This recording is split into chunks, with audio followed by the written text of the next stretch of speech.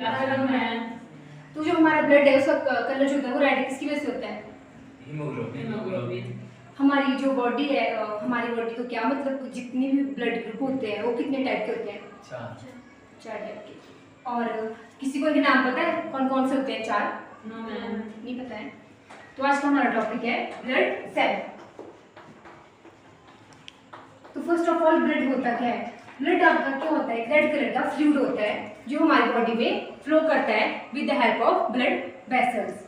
किसकी सहायता की वजह से फ्लो करता है? Blood vessels. क्योंकि जो ब्लड वेसल्स होती हैं वो हमारी पूरी बॉडी में प्रेजेंट होती हैं, ठीक है। आपके माइंड से लेकर आपके फूड तक क्या होती है? ब्लड वेसल प्रेजेंट होती हैं। उसकी हेल्प की वजह से हमारा जो ब्लड होता है वो फ्लो करता है थ्रू आउट द बॉडी। अब आते हैं आपके कंपोनेंट्स। तो 4 टाइप के कंपोनेंट्स होते हैं आपके ब्लड के।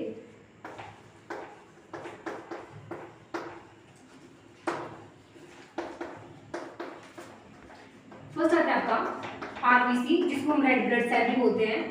नेक्स्ट आपका डब्ल्यूबीसी जिसको हम व्हाइट ब्लड सेल बोलते हैं। थर्ड आता है आपके प्लेटलेट्स और फोर्थ है आपका प्लाज्मा। तो जो आरबीसी है उसका एक अनदर नाम भी है जिसको हम इरिथ्रोसाइट्स बोलते हैं। क्या बोलते हैं? इरिथ्रोसाइट्स। अब इसका नाम बता रहा है आपको कि रेड ब्लड सेल है, तो ये कौन से कलर के होंगे? रेड कलर के होंगे। और आपको पता है कि सबसे ज्यादा अमाउंट जो होता है ब्लड में वो इन्हीं सेल्स का होता है। 40 to 45% ये क्या होते हैं आपके ब्लड में प्रेजेंट होते हैं। और जो आपने हीमोग्लोबिन बताया ना पिगमेंट, वो सब किस में प्रेजेंट होता है? इन्हीं सेल में प्रेजेंट होता है वो पिगमेंट, जिसकी वजह से जो ब्लड का कलर है वो कैसा होता है? रेड होता है, ठीक है। नेक्स्ट है आपकी डब्ल्यूबीसी मतलब व्हाइट ब्लड सेल। तो मतलब इनका कलर क्या होगा? वो ट्रांसपेरेंट होते हैं या व्हाइट कलर के होंगे या लाइट स्काई कलर के होते हैं ये। तो इनको हम और क्या बोलते हैं? अनदर नाम इनका है ल्यूकोसाइट्स। क्या है नाम?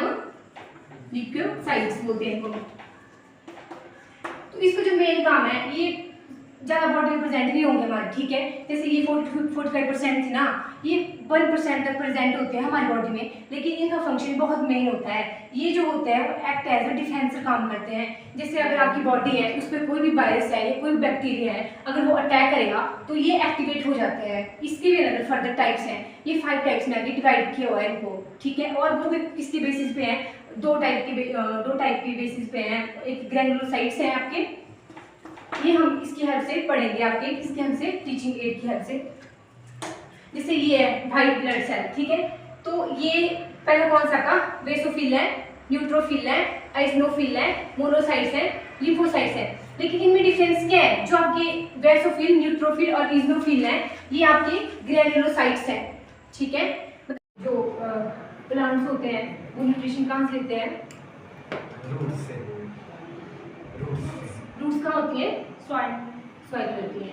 और अब पता है कि जो एनिमल्स होते हैं वो अपना जो भी फूड होता है वो खुद प्रिपेयर करते हैं? No ma'am. कैसे करते हैं? वो प्लांट्स मतलब वो डिपेंड होते हैं, है ना। मतलब वो होते हैं आपके फिटोट्रॉप्स, ठीक है। तो आपको पता है कि जो भी डाइजेशन हो रही है हमारी बॉडी में वो कैसे होती है? डाइजेशन की प्रोसेस वो कैसे कैसे चलती है? नहीं पता? तो आज का हमारा टॉपिक है ह्यूमन डाइजेशन।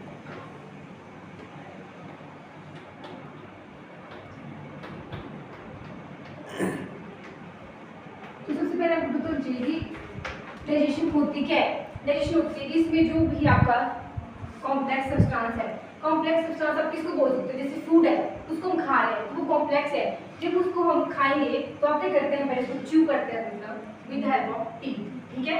तो क्या हो रहा है? जो कॉम्प्लेक्स सब्सटेंस है वो किस में टूट रहा है? आपका सिंपलर सब्सटेंस में। तो डाइजेशन होता क्या है कि जो आपका कॉम्प्लेक्स सब्सटेंस है उसकी ब्रेकडाउन हो रही है। किसमें हो रही है? सिंपलर वन में, ठीक है। सिंपलर में टूट रहा है वो, लेकिन टूट तो रहा है, लेकिन किसकी हेल्प टूट रहा है? With the help of teeth. लेकिन अब आपको पता है कि अगर जो हम फूड खाते हैं वो कैसा होता है? उसको हम डायरेक्ट एंगल्स नहीं कर सकते हैं। तो उसके लिए जो भी फूड होता है उसको जो होता है वो सॉफ्ट कौन करता है? हमारे मुंह के अंदर स्लाइडी ग्लैंड्स होती हैं, तीन तरह की ग्लैंड्स होती है। कौन सी? पैरोटिड ग्लैंड, सबलिंगुअल ग्लैंड और सबमेंडिबुलरी ग्लैंड, ठीक है। तो ये जो करती हैं वो जो भी हम खाना खा रहे हैं उसको क्या करती है, सॉफ्टन करती है, ताकि जो खाना हो अच्छे से क्या हो सके, हमारी जो फूड पाइप है उसके थ्रू स्टोमक में जा सके। तो जो हमारा डाइजेस्टिव सिस्टम है उसको हम क्या नाम देते हैं, और क्योंकि जो हमारा डाइजेस्टिव सिस्टम है वो हमारे माउथ से लेकर कहाँ तक स्टार्ट होता है, माउथ टू एनस तक, ठीक है। और ये इसको हम और वो नाम देते हैं एलिमेंट्री कैनाल। ये हमारी क्या होती है, alimentary canal. Good afternoon students.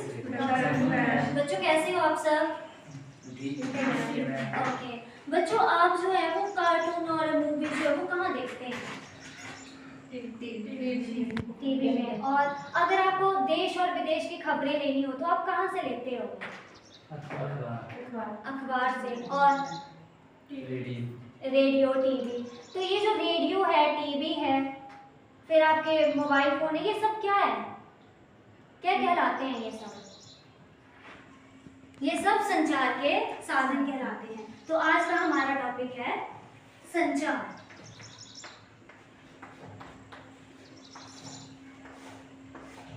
संचार वह माध्यम है जिसके द्वारा हम अपने विचारों को दूसरों तक पहुंचाते हैं, उन्हें हम संचार कहते हैं। जैसे टीवी हो गया आपका, रेडियो हो गया, कंप्यूटर, ये सब जो है वो संचार के उदाहरण हैं। नेक्स्ट हम करेंगे संचार के माध्यम चार्ट की सहायता से। तो संचार के माध्यम है आपके पास पत्र हो गया, radio, television, telephone, computer, smartphone और अखबार। ये सभी जो हैं वो संचार के माध्यम हैं।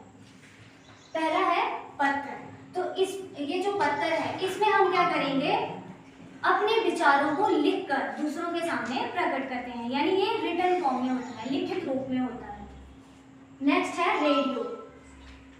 इसमें जो है हमें सबसे ज्यादा सूचना प्राप्त होती है, और रेडियो में जो है हमें केवल सुन सकते हैं, हमें सिर्फ सुनाई देगा इसमें।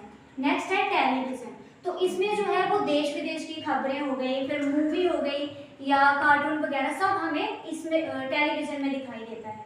तो इसमें हमें दिखाई भी देता है और साथ में सुनाई भी देता है। तो इसमें हमारे कान और आंखें जो है वो दोनों एक साथ काम करते हैं। नेक्स्ट है अखबार। अखबार जो है वो ऐसा माध्यम है जिसमें हमें जो भी हमारी वर्तमान समय की जो भी घटनाएं हैं वो सभी हमें एक साथ मिलती हैं, चाहे वो राजनीतिक क्षेत्र से हो या फिर खेल के क्षेत्र से हो, वो सारी जानकारी जो हमें एक ही जगह मिल जाती है। Good afternoon students. Good afternoon ma'am. कैसे हो आप सब? अच्छे। ओके बच्चों, आप अपने आसपास जो है वो कौन कौन सी चीजें देखते हैं? घर, गाड़ियाँ, पेड़ पौधे, सड़कें। तो ये जो घर है, सड़कें हैं, पेड़ पौधे हैं, ये सब किस चीज में आते हैं, मतलब इसे हम क्या कहते हैं?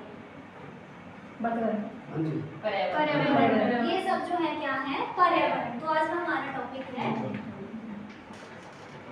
पर्यावरण। पर्यावरण ये जो शब्द है ये दो शब्दों से मिलकर बना है। पहला शब्द है परि और दूसरा है आवरण। परि प्लस आवरण। परि का अर्थ होता है चारों ओर,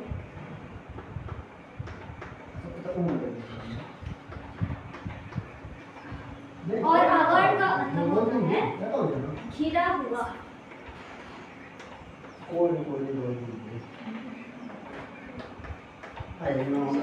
इस प्रकार पर्यावरण की परिभाषा आएगी ऐसा वातावरण जिससे हम चारों ओर से घिरे हुए हैं, उसे पर्यावरण कहते हैं। नेक्स्ट हम करेंगे पर्यावरण के प्रकार।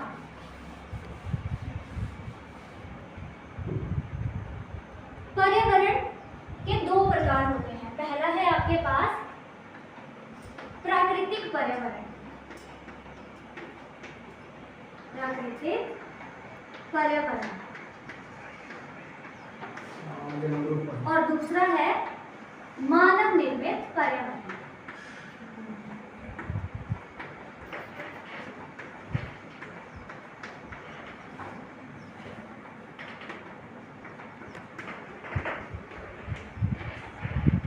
फर्स्ट वन है प्राकृतिक पर्यावरण। ऐसा पर्यावरण मतलब जिसमें जो हमें प्रकृति से उपहार के रूप में मिला होता है, जैसे आपके पेड़ पौधे, नदियाँ हो गई, जल, ये सब जो है वो प्राकृतिक पर्यावरण में आएंगे। दूसरा है मानव निर्मित पर्यावरण। मानव निर्मित यानी जो मानव द्वारा बनाया गया हो, तो ऐसा वातावरण जो मनुष्य द्वारा या मानव द्वारा बनाया गया हो उसे मानव निर्मित पर्यावरण कहेंगे। सो स्टूडेंट्स, हमने अभी पढ़ा कि ट्रायंगल को टू टाइप्स में क्लासिफाई किया हुआ है। एक है बेस्ड ऑन साइड और दूसरा है बेस्ड ऑन एंगल। तो जो साइड है उसके भी 3 टाइप्स हैं। फर्स्ट है स्केलेन ट्रायंगल, सेकंड है आइसोसेलेस ट्रायंगल एंड थर्ड है इक्विलेटरल ट्रायंगल। तो फर्स्ट है हमारा स्केलेन ट्रायंगल। इसमें जैसे आप देख रहे हो ट्रायंगल दिख ही सकते हो, इसमें जो सभी साइड्स हैं वो क्या होगी, डिफरेंट होगी, मतलब no equal side. Side A B जो है वो डिफरेंट है BC से और BC डिफरेंट है AC से। सेकंड है आइसोसेलेस ट्रायंगल। इसमें जो है वो 2 साइड्स आर इक्वल। जैसे यहाँ पे आपको दिख रहा होगा AC जो साइड है वो इक्वल है BC साइड के, और AB साइड जो होगी वो इन दोनों के डिफरेंट है। और थर्ड है इक्विलेटरल ट्रायंगल। इक्विलेटरल ट्रायंगल से आपको नाम से पता चल रहा है, मतलब इक्विलेटरल मतलब इक्वल। जो उसकी 3 साइड्स होगी वो क्या होगी, इक्वल। AB होगी इक्वल BC के, BC होगी इक्वल AC के। और सेकंड क्लासिफाई किया है बेस्ड ऑन एंगल्स। तो एंगल्स में भी 3 टाइप्स है हमारे पास, acute angle triangle, obtuse angle triangle और थर्ड है राइट एंगल ट्रायंगल।